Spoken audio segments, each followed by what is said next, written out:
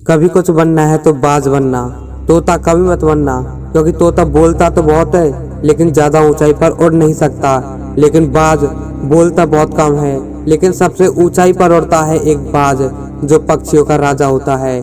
आज मैं बाज की स्टोरी आपको सुनाने जा रहा हूँ। पूरी दुनिया में पक्षियों की 10,000 से भी ज़्यादा प्रजातियां पाई जाती हैं। सभी के वही 2 पंजे, 2 पंख और एक गर्दन होती है, लेकिन इन्हीं में से एक ऐसा पक्षी है जिसकी एक अलग ही पहचान है, जो आसमान का सीना चीर के हजारों मीटर ऊपर 120 किलोमीटर हवा की रफ्तार से उड़ता है, जो खुद के कई गुना अधिक वजन के शिकार को भी अपने पंजों पे दबोच कर उड़ जाता है, और इसलिए उसे पक्षियों का राजा कहा जाता है, जिसे हम बाज के नाम से जानते हैं। और एक बाज इतना ऊंचा मुकाम हासिल करता है अपनी ट्रेनिंग और अपनी पुनर्जन्म की वजह से। अगर आप भी इस दुनिया में एक मुकाम हासिल करना चाहते हैं तो एक बाज को बाज बनने का पूरा सफर आपको जानना बहुत जरूरी है, क्योंकि 25 से 30 की उम्र तक आने के बाद भी लोगों को रिस्क लेने से डर लगता है, लेकिन एक बाज की जीवन की शुरुआत ही रिस्क से होती है। जिस उम्र में बाकी पक्षियों के बच्चे सिर्फ चींची करना सीखते हैं, उस उम्र में एक मादा बाज अपने पंजों में दबोचकर हजारों मीटर आसमान की ऊंचाइयों में उड़ जाती है। उस ये बताने के लिए कि तेरा जन्म आसमान का सीना चीर के सबसे ऊपर उड़ने के लिए हुआ है, तेरा जन्म पक्षियों का बादशाह बनने के लिए हुआ है। जमीन से हजारों मीटर ऊपर ले जाकर मादा बाज अपने पंजों से उसे छोड़ देती है, और यहीं से शुरू होती है उसकी कई हाई रिस्क ट्रेनिंग। वो चूजा जमीन की तरफ तेजी से गिरने लगता है, थोड़ा नीचे आता है तो उसके पंख खुलने लगते हैं। नीचे आते आते वो अपने पंख फड़फड़ाने लगता है, लेकिन वो अभी तक उड़ना नहीं सीखा।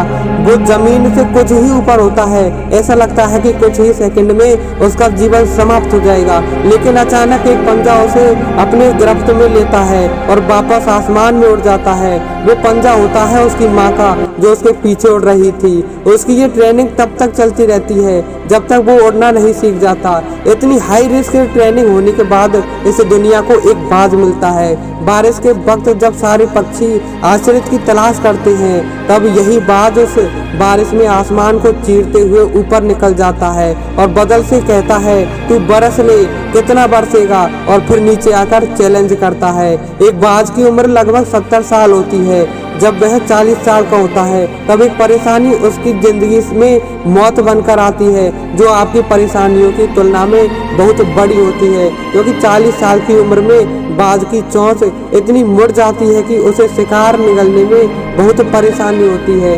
उसके पंख भारी होते हैं, छाती से चिपकने लगते हैं, जिससे उड़ना बहुत मुश्किल हो जाता है। उसके पंजे लंबे और लचीले हो जाते हैं, जिससे वो शिकार को सही से नहीं पकड़ पाता। अब उस बाज के पास सिर्फ 3 रास्ते हैं।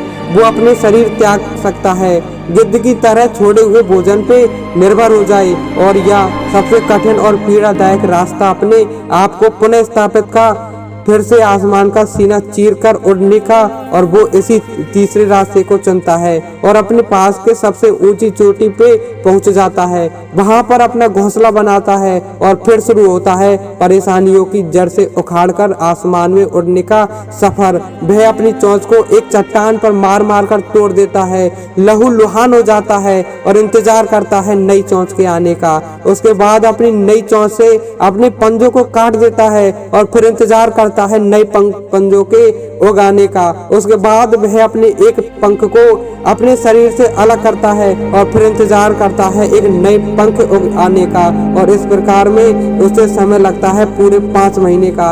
इन 5 महीनों की कड़ी तपस्या से एक बाज का पुनर्जन्म होता है। फिर वो वही बाज तैयार हो जाता है आसमान का सीना चीरकर उड़ने के लिए। जो 3 रास्ते बाज के पास थे, वही 3 रास्ते आपके पास होते हैं, लेकिन कुछ लोग पहले रास्ते को चुनते हैं और परेशानियों के लिए दल दबकर सुसाइड कर लेते हैं। ज्यादातर लोग दूसरे रास्तों को चुनते हैं। वो परेशानियों का बोझ पड़ते ही अपने लक्ष्य को छोड़कर एक नॉर्मल लाइफ जीने लगते हैं, और कुछ वो लोग भी होते हैं जो परेशानियों को लात मारकर अपनी मेहनत के दम पर बाज की तरह आसमान की बुलंदियों को छू लेते हैं। दोस्तों बाज की यह ट्रेनिंग हमें बहुत बड़ी सीख देती है कि अगर रिस्क लेना पड़े तो लो, कि अपने फील्ड में अपने आप को इतना ट्रेंड कर लो कि उस फील्ड में आपसे ऊपर उड़ने के बारे में सोचकर लोगों के पसीने छूट जाएं, तभी आप अपने फील्ड के बादशाह कहलाएंगे। तो दोस्तों कैसी लगी वीडियो? अगर वीडियो पसंद आई हो तो वीडियो को लाइक करें और चैनल को सब्सक्राइब जरूर कर लें, क्योंकि आने वाली वीडियो का नोटिफिकेशन सबसे पहले आप तक पहुंचे। जय हिंद, जय भारत।